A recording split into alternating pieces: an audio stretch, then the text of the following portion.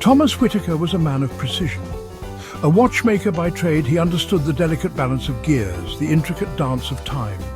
His days were spent in a quiet shop filled with the gentle tick-tock of clocks. They whispered secrets of moments past, but Thomas yearned for more than just listening. He longed to touch time, to hold it in his hand. Years of work, fueled by an insatiable curiosity, led him to an impossible creation, a time-traveling pocket watch, crafted from gleaming silver with hands that shimmered like moonlight. It was his masterpiece. This watch could stop time, rewind it, even fast-forward through the years. The power to reshape destiny rested in his palm. For a long time he resisted its allure. He knew the dangers, the potential chaos. But curiosity, like a persistent whisper, eventually won.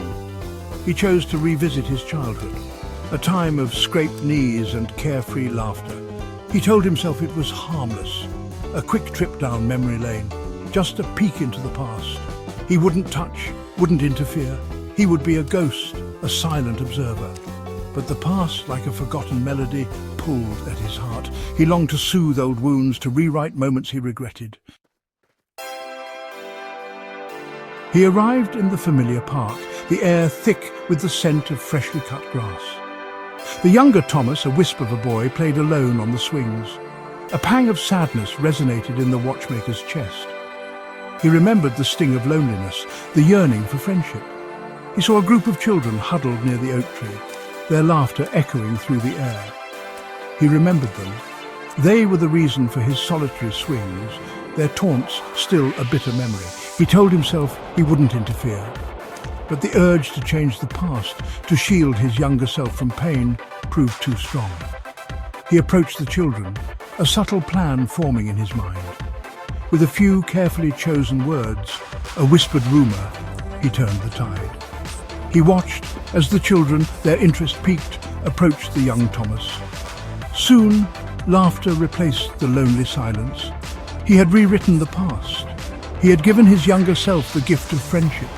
Satisfied, he returned to his present. He believed he had corrected a mistake, unaware of the silent chaos he had unleashed. He stepped out of the shimmering portal, the familiar scent of his workshop replaced by the musty odour of neglect. Cobwebs clung to the corners, and dust lay thick on his workbench. The gentle tick-tock of clocks was replaced by an eerie silence. Panic welled in his chest. He raced through the house, each empty room echoing his frantic calls. His wife, his children, even the neighbours he knew so well, were gone. He checked dates, newspapers, anything to understand the altered timeline. It was the same year he left, but everything was different. His wife's favourite bookstore replaced by a hardware store, his children's school now a vacant lot. It was as if his life, his loved ones, had been erased. His meddling, meant for good, had unravelled the very fabric of his existence. He was a stranger in his own life, adrift in a reality he no longer recognised. His carefully constructed world, built on the foundation of a single altered moment, had crumbled. Despair threatened to consume him, but amidst the wreckage, a glimmer of hope remained: the watch. He had one chance to set things right, to undo the damage he had wrought. He embarked on a journey through time, not to change the past, but to understand it. He observed the ripple effects of his actions, the subtle shifts in events that led to a future unknown. He saw how his interference, however well-intentioned, had set in motion a chain reaction, altering lives in ways he could never have imagined. He realized his folly. The past was not his to manipulate. Each moment, painful or joyful, contributed to the intricate tapestry of his life. He learned that true happiness lay not in erasing his past, but in learning from it. He travelled back to that fateful day in the park. He undid his actions, restoring the timeline to its original course. He returned to his present, his heart pounding with uncertainty.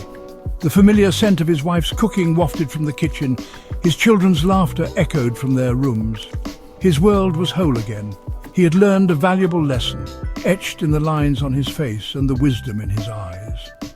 He locked the watch away, a reminder of his journey and the importance of cherishing life as it unfolds.